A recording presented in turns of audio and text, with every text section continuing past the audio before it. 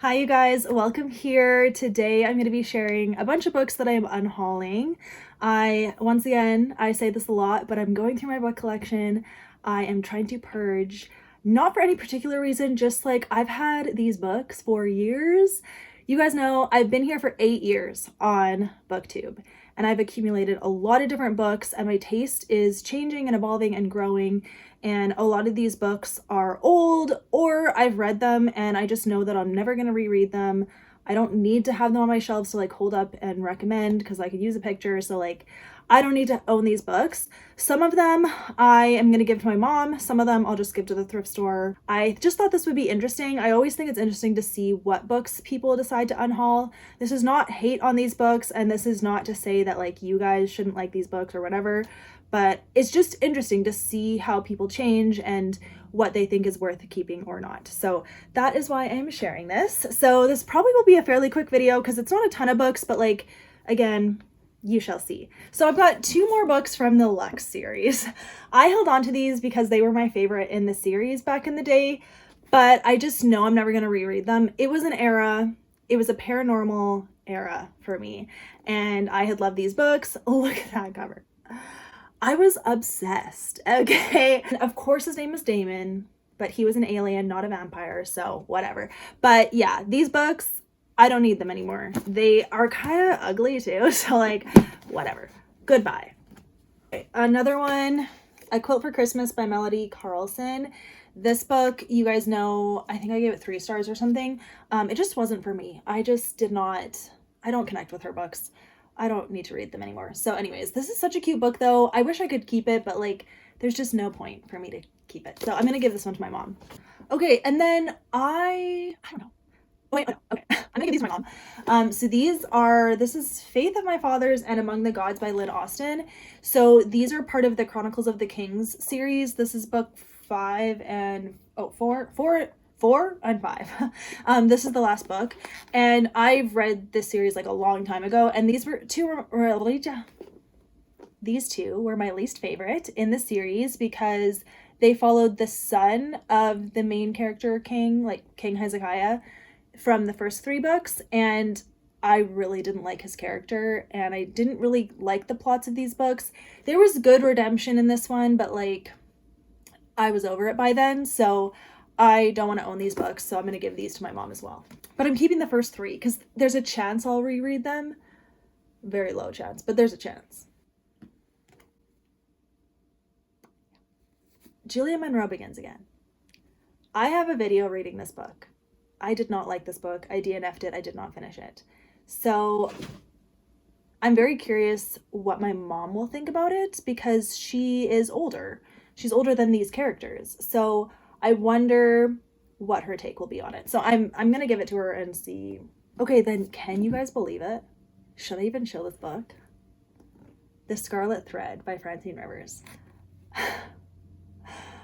I'm getting rid of this book. Well, I'm giving it to my mom because this was boring.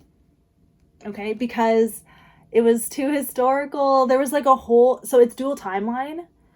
The historical timeline I just found so boring. It was told in letters, and I was like, what? The present timeline was good. I liked it, but it's about a struggling marriage, so that was kind of hard to read, and like, I don't know. I didn't connect with the characters as much because I couldn't relate to it. And then on top of that, the historical timeline, I like literally skipped those chapters sometimes. Like, so then like the kind of like big connection reveal thing at the end, I was like, I mean, they explained what it was, but I was like, okay, so I didn't miss anything. Like, I can't believe it. But it's Francine Rivers, I love you. I am your fan forever. But I don't want to own this book anymore because I don't need it. I'm not going to read it again. I don't care about like having a complete collection. I'm not one of those people. So like, I'm okay to say goodbye. I will give this to my mom, and you guys might like it though. You might like it. Okay. Take this as a recommendation. You follow the historical timeline of this main girl, what her family was going through when they first settled in America, and then you're going through this girl's struggling marriage as well. So yeah.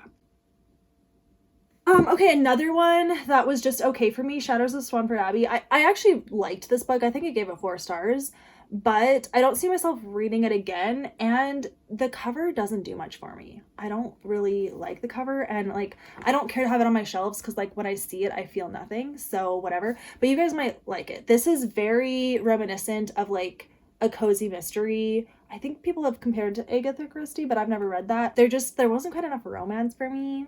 And the mystery was interesting. It was set in like this big manor house, so like very gothic vibes, but I liked it. It was good. I'd recommend it, but I don't care to own it.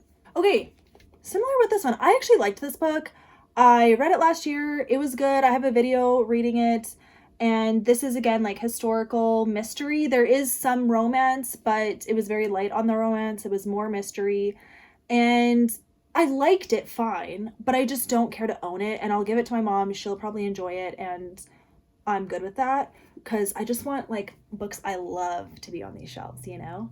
And this one was good, but I didn't love it. So I'm okay to say goodbye. Okay, once again, similar story with this one. So this is The Duke's Winter Promise by Isabella Thorne. This is like has Christmas vibes and again, cute. I think it's brother's best friend or no, best friend's brother. No, childhood friends to lovers too. Oh, so cute. Like definitely cute, but not memorable. Like I don't remember it very well. So like I would still recommend it and I probably will recommend it like in my Christmas recommendation video this year, but I just don't need to own it.